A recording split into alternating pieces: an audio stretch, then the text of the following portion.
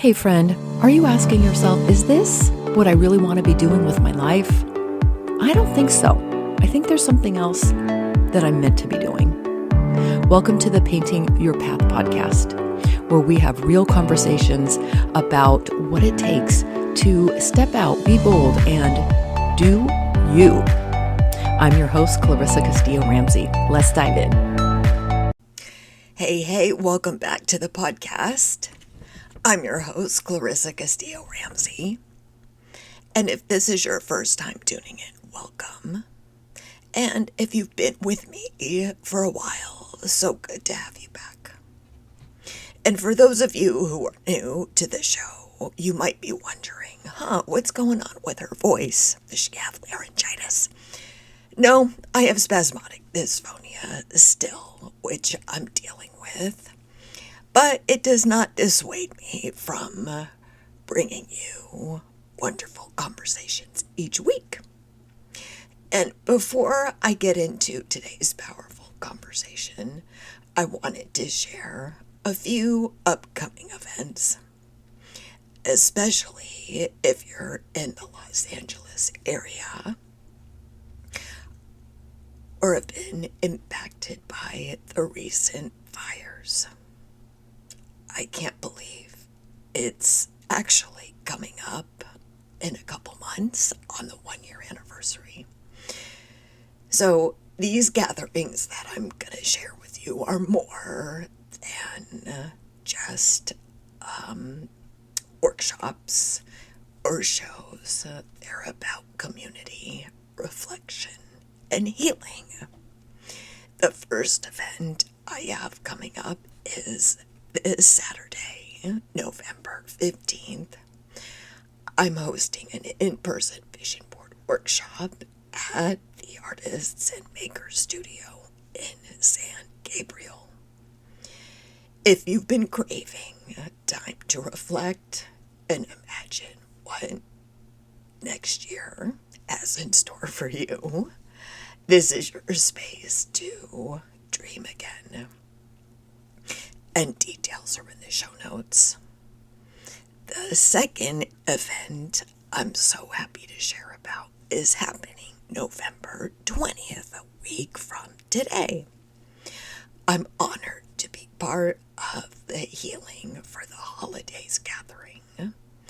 It's a virtual panel created for those affected by the Eaton and Palisade fires. And really, for anyone who has a challenging time at the holidays. This tender time of the year can bring up so much. We'll be sharing tools, stories, and support. I'm gonna take people through a therapeutic art session. If this sounds interesting to you, check out the details in the show notes. And last but not least, on November 29th, I'll be part of an art show at McGinty's Gallery at the end of the world. It's from 12 to 4 p.m. Come say hi and experience the beauty and resilience of our creative community. Okay, on to this week's episode. As the holidays approach, many of us find ourselves holding both gratitude and grief, joy and heaviness. And if you've gone through something hard this year or in past years, this time can bring those experiences to the surface. That's why I'm resharing a conversation I had with the incredible Emiliya Zhivotovskaya, a resilience expert, positive psychology educator, and founder of the Flourishing Center. While we don't talk specifically about the holidays directly, this conversation is such a grounding reminder of the strength that we carry within us and how we can move from post traumatic stress into post traumatic growth. And if your mind has been racing lately, Emiliya also offers her free mind over chatter resource to help you reclaim some inner peace. I hope this episode brings you hope, insight, and encouragement no matter what this season is bringing up for you. So let's dive in. Emiliya, it is so wonderful to have you on the Painting Your Path podcast. So great to be here. Thank you, Clarissa. I'm so excited about this conversation because you and I connected before this, and I shared that I'm from Altadena, which was where the big Eaton fire happened earlier this year.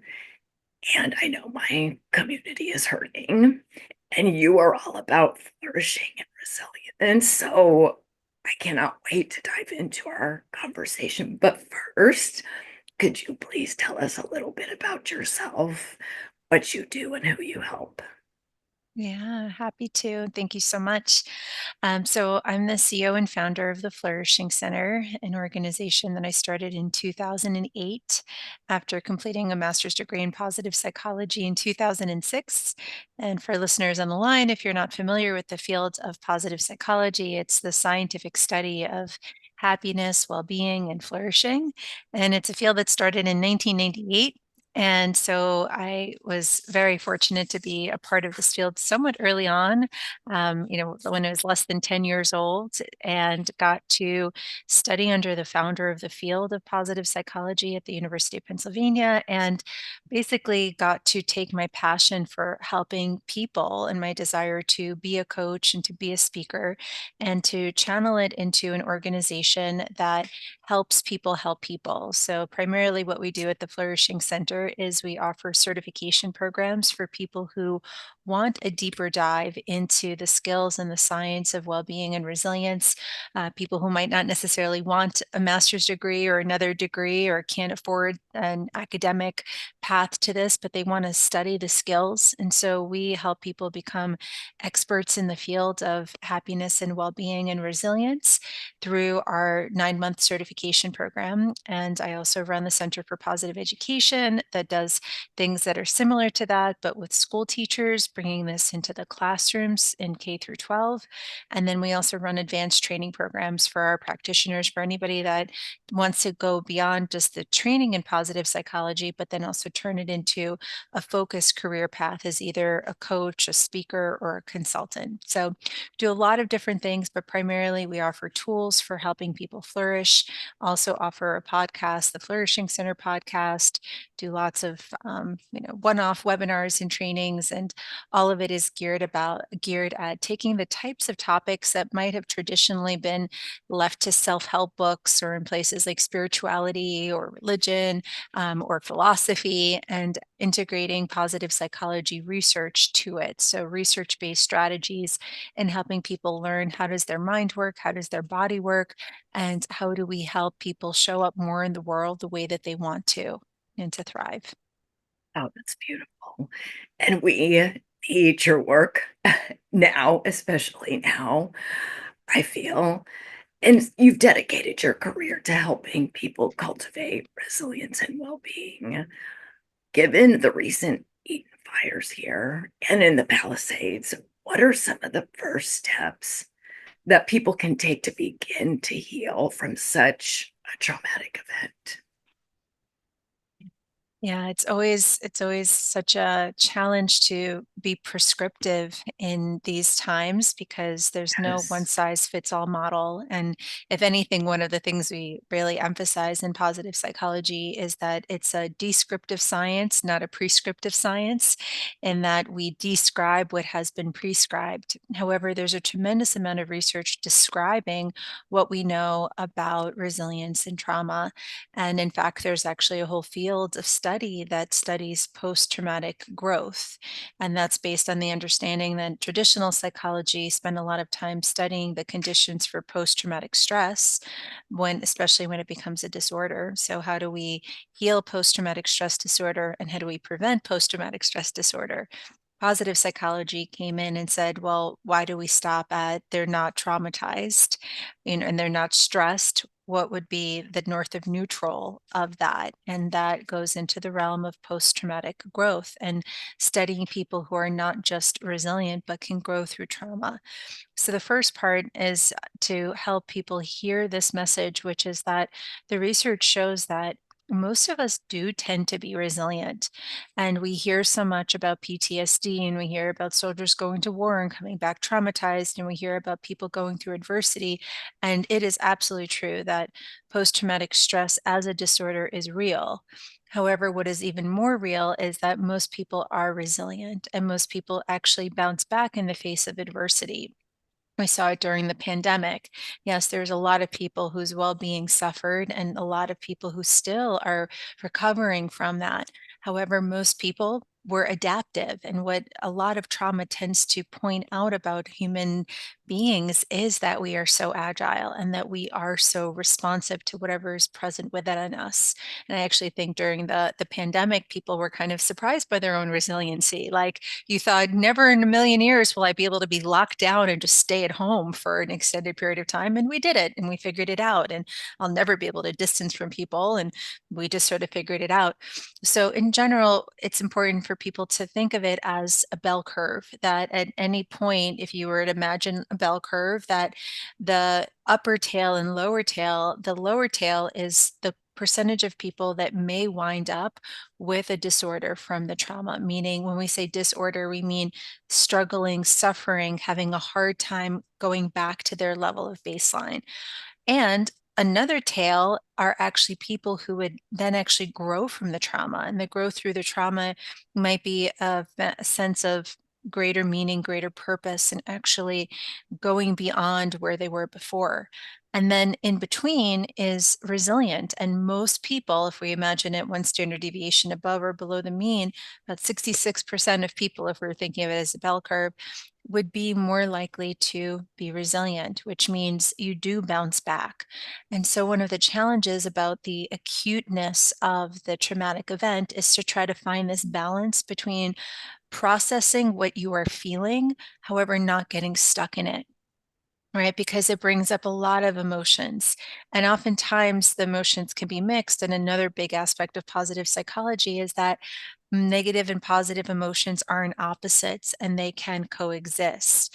You can feel in awe of how the community is rallying together and feel devastated at the same time.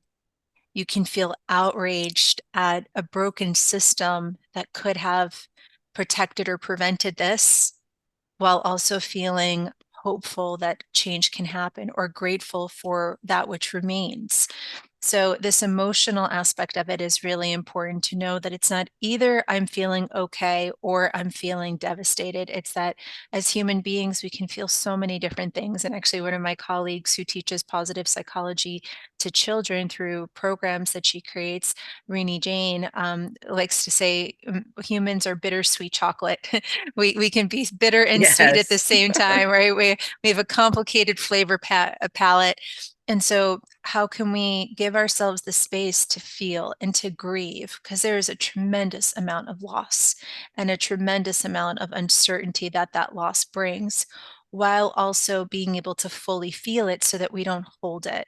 So, having tools for self care in that way are really important. Oh, thank you.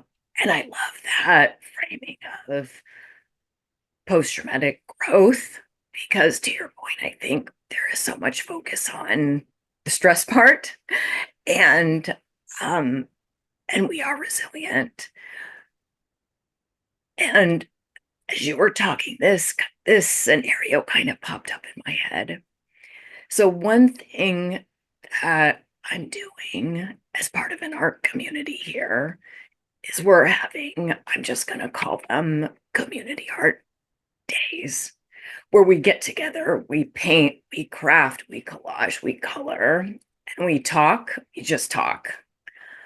And that's been really great. And at a recent event, somebody in the group mentioned to me that she has a friend who has lost everything, and every time she connects with that person, it's always doom and gloom. She wants to be there for her friend, but she doesn't know what to do or say. Could you shed any light on what somebody could do who finds themselves in that situation? Yeah. Yeah, it's hard. It's this it's so important for us to have the sense of connection and the sense of belonging. And anytime we're in these situations that feel complicated, it can create a sense of almost freezing. Like, I want to say the right thing and I want to do the right thing, and I don't know Right. what the right thing to say or the right thing to do is. And I will, my disclaimer is I honestly don't know the right thing to do or the right thing to say. And I'll share part from the research and part from my own experience as to what might help. And also, I want to honor the movement to create spaces for people to be creative, because of course creative outlets and being is another way of moving that emotion. We call emotion energy in motion, and while I disagree with a lot of what Freud said or hypothesized about human nature, he talked about the power of transmuting energy. And so when we take the sorrow and we create beauty from it, or we take the anger and we build a sculpture from it, it is one of the ways that we can create healing. But your question was around what to say to people. And it makes me think about the research of Dr. Brene Brown, who really highlights the difference between sympathy and empathy when creating connection. And sympathy is when you're feeling for, and empathy is when you're feeling with. And she has some great TED Talks around this, and a very short one around the difference between sympathy and empathy. And she describes how in those moments, we're trying to find the words to make things better. And she highlights that rarely ever do words make things better. And it's Ah, connection that makes things better. And so I'll relate to this. A part of my journey of what brought me to positive psychology was a series of my own traumas. I've lost all of the members of my family by the age of 35, when I was 35. So I lost my brother to an accident when I was 14. My mother passed of a 10-year-long battle with ovarian cancer when I was 27. And my father passed when I was 35 of COVID. And throughout so from childhood, from a really young age, I've known what it's been like to be on the receiving end of people not knowing what to say around you or what to do in those situations, whether they be someone coming up to you and saying, I'm so sorry for your loss, or those awkward moments where you've lost someone. And I, remember being with friends at and just grabbing dinner, and it was like we're going into a pizza shop, and they had penne alla vodka pizza, and I just said something like, oh, that was my brother's favorite. And I could just feel the visceral discomfort in that moment of all of my friends sort of being like, what do we do? What do we say? Do we say, yes. I'm sorry that you lost your brother? Do we say, okay, let's all get that pizza? Like, and Right. I was attuned and sensitive enough to just be like, oh, I get it. Y'all don't know what to do here. And in my mind, it was just like, I just wanted to talk about him. I just wanted to remember him. I wanted to honor him. I wanted to keep him alive. And talking about things that he liked just seemed that way. And so that moment, multiplied for many, many years of my life as I've lost other people or have lost everyone. I've noticed those moments where it's like when people don't know what to say. And so sometimes that's all that's needed. And it's really highlighted by Dr. Brene Brown's research around vulnerability and about connection. So it's not about saying the right thing, it's about being there. And so sometimes the most powerful way of being is just to say, I don't know what to say, but I want you to know I love you and I'm here for you. And I just want to be here in the space. or asking, what do you need?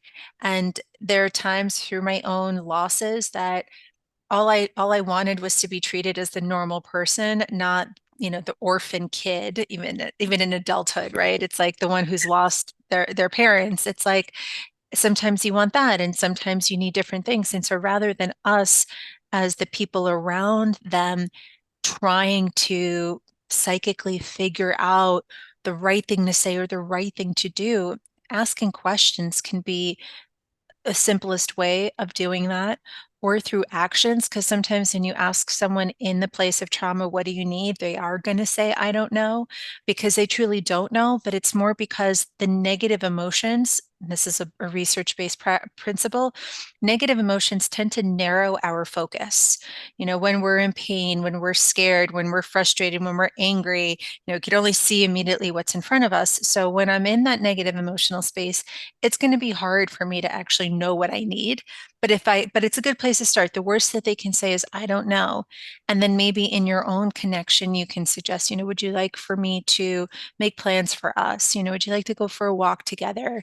You want to just sit in silence together? Like, we can make those offerings, but it's not about the words, it's about the connection.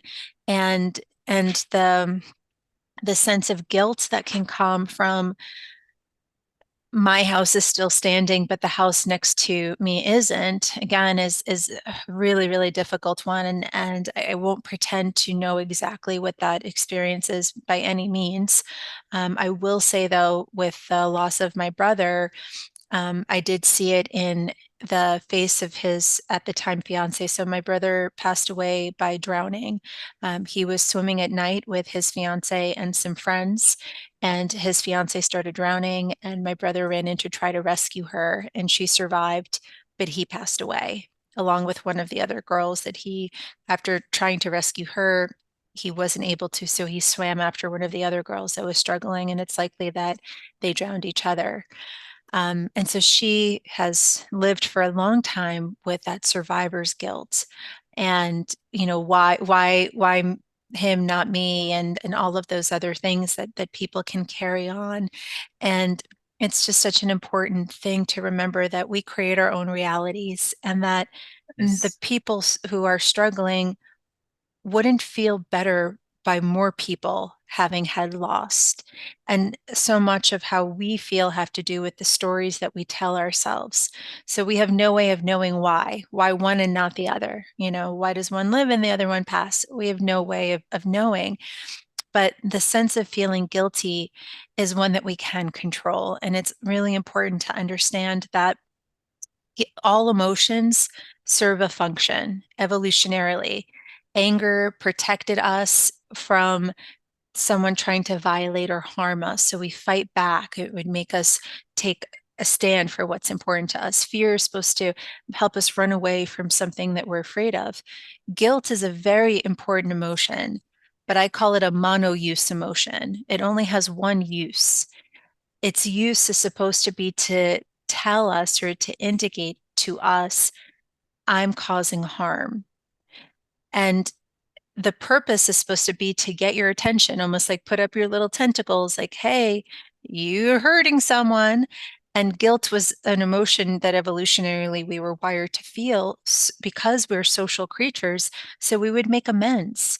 So we would um, help those, help heal those relationships that would otherwise be severed if you didn't actually notice that you were causing harm. And so it's a mono-use emotion. It's meant to alert you, hey, someone or something is being harmed by me. And then when you get that alert, you're supposed to take a look and ask yourself, am I actually causing harm here? Who's being harmed by this? And if someone is being harmed by it, then rectify it. Do what you need to do to make it better. But most of us don't use guilt for what it was intended to. And we sit with chronic guilt while we're not actually hurting anyone and we're feeling guilty. Like when I'm coaching moms who feel so guilty if they practice self-care. And it's like, oh, I hear that you feel guilty. And who are you harming? And they're like, well, no one. And they recognize that if anything, they're harming others by not taking good care of themselves. And so it's like, drop the guilt. The guilt isn't serving you. And so when people feel, if they're holding on to any sense of like feeling guilty, it's like, you didn't control it. You didn't actually cause harm, and no one is being harmed by you being okay. If anything, your coping and your capacity gives you more capacity to give and to help and to heal and make yourselves available. And so a lot of it has to do with us catching our own thoughts, our own beliefs, and relating to our own emotions and doing what we can with it. I, I love that explanation of guilt because honestly, I didn't know that. And my house is still standing. I for sure was feeling guilty. And I've just channeled that in ways to help. And that's how I'm going to continue to, um, that's what I'm going to continue to do. You teach that resilience can be built over time. What is maybe one thing that someone can do to strengthen their resilience, especially during this time? Yeah, there's so much that we can do to support our resilience. And I want to throw in a little caveat there because um, there are so many things that we can do, but the most important one is to recognize that the resilience is already there. So most of us do not need to learn to be resilient. In fact, the resilience training program that I run at the Flourishing Center, which is available as a series of online courses that people can take on their own and also live workshops that people can attend. We also have a train the trainer program in it. The program is called Bounce Back Better. And it's not called Bounce Back. There's a reason it's called Bounce Back Better because I truly believe, and the research supports it, is that we don't need to learn to be resilient. And that piece is already something that's a easy to use, easy to apply way of building our own resilience is to actually acknowledge the ways in which we are already being that way. So I'll give you other ideas. This is the cheap one. This is the free I one. love it. You don't have to do anything different other than just sit there and give yourself So, that acknowledgement on like, wow, look at what I'm already doing that I didn't think I would be able to do. Look at how I'm stronger than I thought I was. Look how I'm waking up every day and putting one foot in front of the other, even when it's hard. And that savoring and that acknowledgement of oneself and feeling proud of yourself or acknowledging the strength you already have is one first step. Another that I would say, and in my Bounce Back Better Resilience program, which is a 16 step or 16 skill process. The first skill, which is the foundation of resilience, has to do with mindset and the mindset that we hold. And there's a lot of research on the difference between fixed and growth mindset. And so, fixed mindset is when you get really caught up on capacity and innate capacity. And so you hold this fixed perspective that people are inherently one way or another, or you're born with it. So some people are smart, other people are not as smart. You know, if you're lucky to be born smart, then you're born smart. Some people are just naturally born artists or naturally creative or naturally this. And so that fixed mindset is very different than the growth mindset. And growth mindset says, even though you might have some innate capacity or some innate talent or propensity for something, it's not either you have it or you don't. You have to still nourish it. You still have to put energy into it, and change is possible. So we use the concept of fixed mindset, growth mindset to sort of describe, do you believe in something being an entity, either you're born with it, or do you believe that it can be built and changed over time? And the way that we take this concept and we think about it as an actual skill or something that we could do is we can catch ourselves in when we might be succumbing to more of a fixed mindset around things. And a lot of research shows that growth mindset is essential for success and for resilience and for persisting when times get hard, and not giving up in the face of challenges and learning from feedback. And, if a failure comes, just seeing it as I have failed, not I'm a failure. There's a lot that growth mindset can facilitate. But if we just take one small piece of it, the way that we might say we can build more of a growth mindset is that when you come across an obstacle, if you get very caught up in like things are never going to change, this is the way it is, like those sort of thoughts, that's going to put you more in the black or white thinking of fixed mindset. Whereas growth mindset acknowledges like life is dynamic, life is constantly changing. And one of the quickest hacks for building growth mindset comes from the work of Mary Lee Adams. And she has a great book called Change Your Questions, Change Your Life.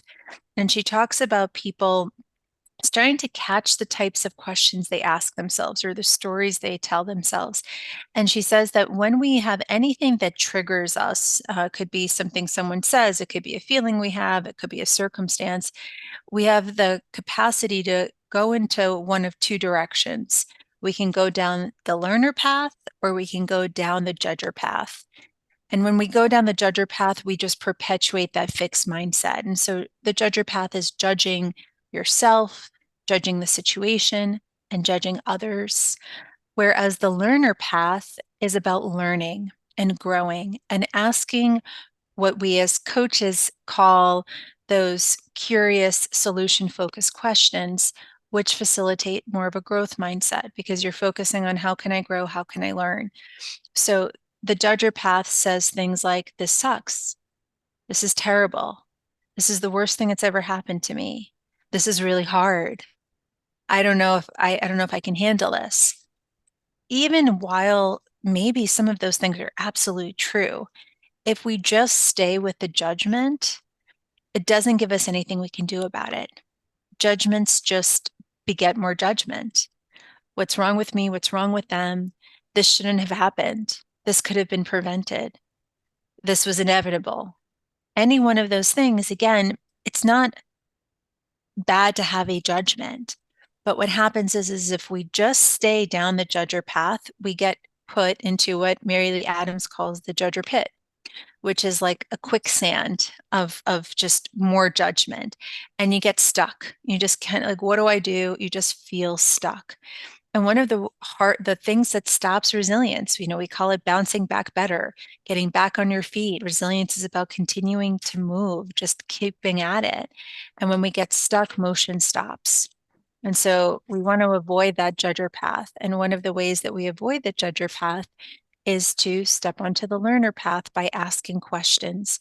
And those are questions that start with what or how, and they're solution focused. So, what do I need? What are my options? What can I do? How can I be of service? What can be done differently in the future? What are my options? What's the best thing to do here?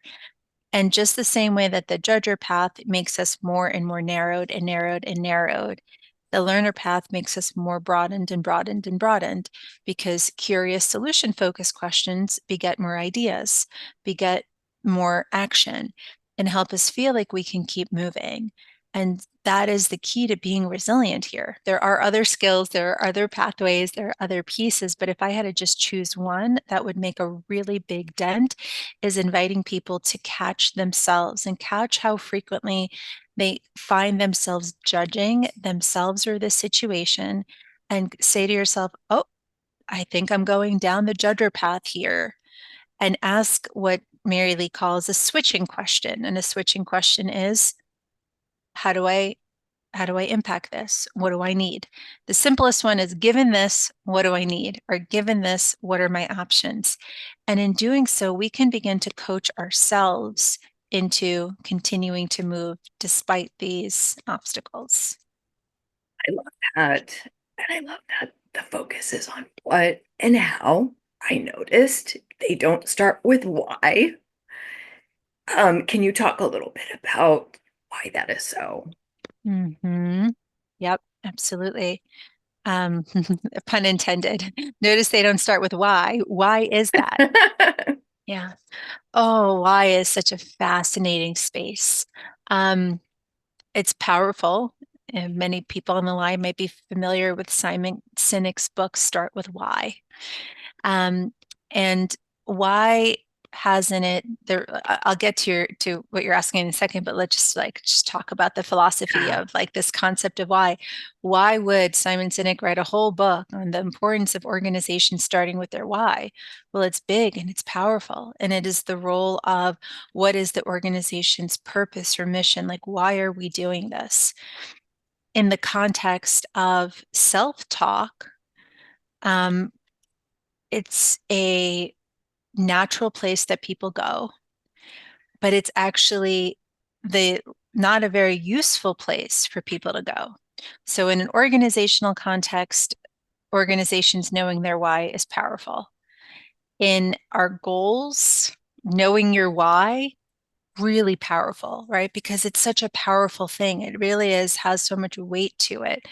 And however, the role of asking it to yourself, it doesn't serve us because we can never get an answer. And a lot of people, so I like to say that part of personal mastery is knowing how to handle your why and what next is, meaning why did this happen and what am I going to do are usually the two places that our brain goes naturally in that moment of crisis. You're driving, somebody bumps your car. Why did this happen? You're running to get out the door and you spill your coffee all over the place. You're like, why did that happen? And when we have that why, sometimes, why did it happen? Because I left it in a clumsy place and I tipped it over. Sometimes you can get an answer to why. But in moments of crises and things that some would call an act of God or an act of nature, or even a random act of cruelty. Like we can't wrap our mind around why. And what happens is the brain creates a loop and it can't solve it. And so it's an open loop. Why is this happening? Why is this happening? Why did this happen? Why does this always happen to me? Why? And people think that with some aspects, like if you understand in a therapeutic context, sometimes understanding why do I do what I do can be helpful. But even then, it's still so subjective. Why is so powerful because it has to do with narrative. And human beings are wired with the capacity to have this frontal cortex of our brain, this neocortex that makes us wired for storytelling. In fact, we call ourselves Homo sapien, sapio meaning wisdom, but some people, and it's this outer cortex of our brain that makes us so wise. And some scientists say that it's a misnomer. We should actually call ourselves Homo narrativus, narrating man and woman, because we are narrators of these stories that we tell. So as human beings, we have this capacity for storytelling. And that's why we go to why. It's because we are trying to form a cohesive narrative about what is happening. We have a meaning making brain that's constantly trying to figure out why did this happen and why did that happen? And what do I do with it moving forward? And so when I say part of personal mastery is how do you handle your brain's natural tendency to go to why and what next is where the mastery lies. Because if you're not trained in how to handle your whys and what next is, what next, meaning what do I do next? What if this happens? What if that happens? And you let your brain operate from a default place, those whys can really narrow you and make you stuck. They can actually put you into a place of depression. Why is this happening? Why does this always happen to me? Why did I do this? Why do I do this to myself? Why me, not them? Why them, not me? And that can literally put us on a path towards depression, where those whys make us stuck, or the answers we give to those whys. Why? Because I'm an idiot. Why? Because I've got nothing to offer. Why? Because I'm not good enough. If we don't handle those whys through the lens of how we want to show up in the world and we let ourselves default to the negative, we're going to be in trouble. And if we don't know how to handle those what next thoughts of what if this happens, what if that happens, or what am I going to do? I don't know what I'm going to do. And then what if this never gets better, and all of that stuff, you're going to live with chronic anxiety, that constant sense of like, oh, what's happening to me? And so personal mastery really involves learning how to handle those two types of chatter. And the reason that why place is it's so important is that it is the knee-jerk reaction place where we go. In fact, when I talk about this topic, crowds of thousands of people, I say, what is the first thing you say to yourself in that moment of an accident or a crisis? And almost everybody goes, why is this happening? Why is this happening to me? Or, why? And it's important to just remember that just the same way we would say if you're watching an accident happen, you see 10 people watching an accident, you're going to get 10 different realities around what happened. We will create lots of different reasons about why, but we will never know. And I know personally, when my brother passed away, this is where I came really confronted with the power of our mind to create our own reality, because I saw that all the members involved, my brother's fiance, me, my mother, my father, my brother's friends, all created, my next door neighbor, different versions of why did this happen. And I believe that blaming themselves came from a desire to have some sort of control over it. So my brother's fiance at the time said, had I not gone in the water, this wouldn't have happened. I blame myself because my brother happened to have been in town taking care of our dog because I begged my parents to go camping for the weekend with my neighbors. So we were away that weekend. My father blamed himself. Had he not chosen to immigrate our family to America from Ukraine, he'd still be alive. My mother, the most painful one of them all, was like, had I raised a coward, my son would still be alive. It's my fault. I raised him to be brave. I raised him to be courageous. And so here I am watching this. Even my next door neighbor, had I not tried to take us all camping that weekend, he would have still been alive. The only person not blaming himself was the dog, our dog at the time, Yeah. because he doesn't have the capacity to blame himself. It wasn't like, oh, if my owner wasn't there that weekend taking care of me, he would still be alive, because they don't have the storytelling capacity. And that is part of what brought me to positive psychology, because it was like, even though I was really young, that was a moment where I was like, wow, we create our own realities. And here's everybody trying to create a story about why this thing happened that none of us could have controlled. But we get caught up on this why, and particularly when we get caught up in blame, because it gives us some semblance of control. It is easier to think that you have some control, even if it's the one that you caused it, rather than just feeling that life is completely out of your control. But part of it is coming to peace with that, coming to peace with like, I don't actually know why. And that's okay. And you have to create your own closure. So I created my own closure just for me. It's like it helped me feel better to believe it was my brother's time. It was my mother's time. It was my father's time. It was their time to go. Can I ever prove that? Absolutely not. It is absolutely a story I tell myself so I can feel better about the situation.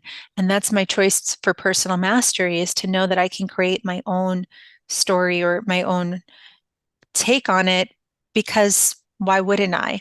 To just be caught up in an endless loop of why doesn't serve me. And that doesn't mean I'm not open to other possible things. And when it is a natural disaster, there could be a desire and a way of answering some of those questions, but even still, you don't know. And so the best we can do is just do our best to achieve this sense of peace with it and try to close the chapter, write the story. And that is a big part of post-traumatic growth. It's like if your book was in, this is a quote by Amy Purdy. She's got a really awesome TED Talk. And she says, if your life was a book and you were the author, how would you want the story to go? And that is one of the most powerful questions we can ask ourselves, to not just be resilient, but move ourselves towards post-traumatic growth. Is that if you were writing the book of your life, you can't rewrite the past, but if you can write where you are now and what the future is, how do you want this to go? And that is another strategy or pathway towards that post-traumatic growth. Thank you so much. Thank you for all of these reframe strategies, tools to help us continue to move forward. And you also have a free gift for the audience that I know is going to help them on their journey. Could you share a little bit more about that? Yes, as I mentioned, the role of mind chatter is such an important part about resilience, and I mentioned that we have the 16 skills that go into resilience. And so I'm happy to offer your audience a free membership to one of our skills, which is the mind over chatter skill. It's a skill that is a series of videos. The whole thing can be done in about an hour and 20 minutes. And over the course of those video lectures, you'll get to learn the resilient skills of reframing your thoughts and the power of catching the beginning of what your thought is saying, like, what if this happens? Or this is so blank. I'm so blank. I have to do blank. I need to do blank. I always blank. All of that chatter. And it gives you a specific strategy for how to reframe that thought so you can have your control over the chatter. You can mind your chatter, just the same way we talk about mind over matter. This is mind over chatter.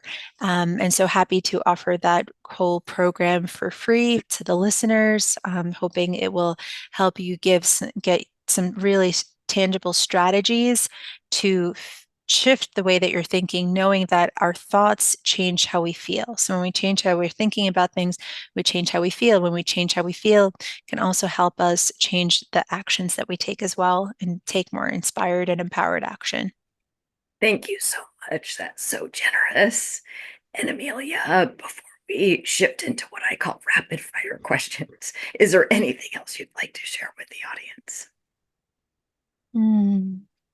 Just makes me think of that Winston Churchill quote that says, when you feel like you're going through hell, just keep going. I know that the thousands of people that I've worked with and that I've trained, anytime that you hear people tell their stories of resilience, it's really just that they kept going. And eventually you do get to the other side and time does heal. And so hang in there. You are stronger than you think. Thank you. Okay, we're going to shift into rapid fire questions, which are just fun questions so the audience can get to know you even more. My first question is, I'm curious if you have a word or phrase of the year. Surrender is my word or phrase of the year. Yes, deep That surrender. that is mine too. I love Mhm. it. I'm in good company. What are you currently reading or listening to? Oh my gosh, I tend to read or listen to so many things. I'm like, I have to grab from my phone to I do actually too. see which of the many things I'm quite in the middle of. Sorry, I should have had that one ready because that's a big one. So I'm actually, yeah, this is a good one. I'm currently a little bit more than halfway through Nexus by Yuval Noah Harari. Um, he wrote the book Sapiens, which I loved, and Nexus is awesome.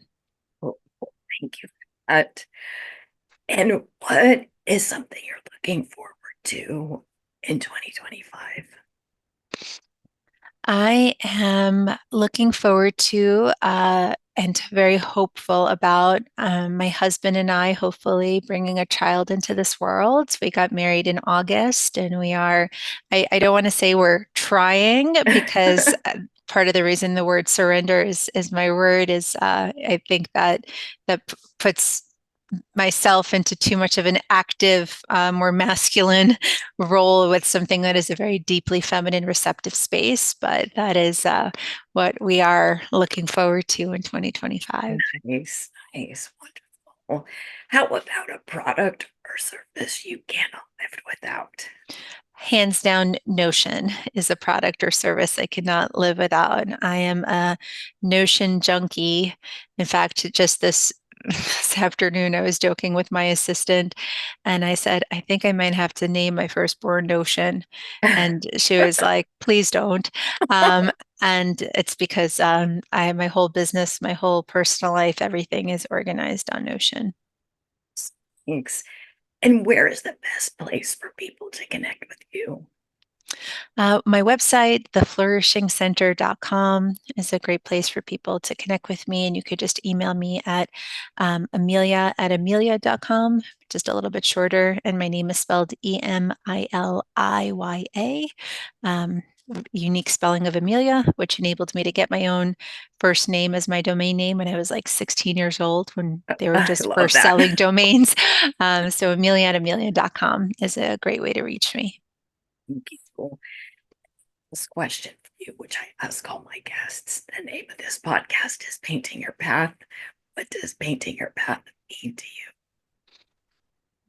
I think painting your path is what we said about that quote by Amy Purdy. Your life is a book and you are the author. How would you want the story to go? And so painting our paths is recognizing that we have that capacity to write our own narrative, or think about, not because we have control over every aspect of our life, but we have the capacity to choose how we think about it. And that's where that personal mastery is. And the ability to paint over and over and over again, and that it's a canvas that's never finished until it is. And yeah, that's what painting your path means to me. Thank you so much. And thank you for being on the Painting Your Path podcast. You're welcome. Thank you. Okay, everyone, as I say at the end of every interview, what is your biggest takeaway? Especially if you're in the Altadena community, I would love to especially hear from you. Please let us know on social media. And until next time, keep painting your path. Thank you so much for staying till the very end. If you found this episode helpful, please share it with a friend. If you haven't had a chance yet, please write a review and rate the show. I would love to hear your feedback. And I also have a free resource guide for anybody who is asking themselves, am I on the right path for myself now? Or is there something else that I really want to do? Maybe you're in that quandary. Maybe you're wondering what's next. So head over to the show notes and you'll see my Painting Your Path framework guide. Download it and have some fun. Just start exploring. And thank you again for tuning in, and I will see you next week.